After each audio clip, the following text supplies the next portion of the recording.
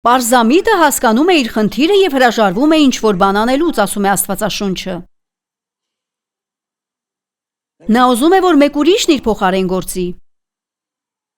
Ինչ-որ մեկը պետք է շտկի դա։ Մի մեղադրեք աշխարհին կամ մարդկանց, որ աշխարհում են։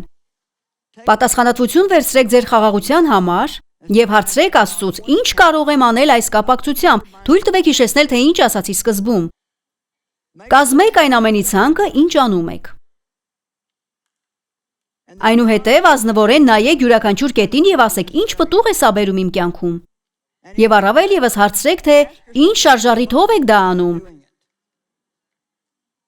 Եթե անում եք դա, որպեսզի ինչ-որ մեկին հաճեցնեք կամ երջանկություն պարգևեք, գիտեք, թե ինչ եմ հայտնաբերել իմ կյանքի մի ժամանակահատվածում։ Մենք հաճախում էինք մի եկեղեցի, որտեղ ես ուզում էի լինել մարդկանց որոշակի խմբի հետ։ Դրա համար պետք է արժանանայի մի կնոջ բարեհաճությանը, իսկ որպեսզի ունենայի այդ բարեհաճությունը, պետք է անեի այն, ինչ նա ցանկանում էր։ Գիտեք ինչ հայտնաբերեցի։ Վճռական իրավիճակներում ես նրան ամենևին չէի հետաքրքրում։ Մարդիկ, որոնք ուզում են ձեզ վերահսկել, չեն սիրում ձեզ։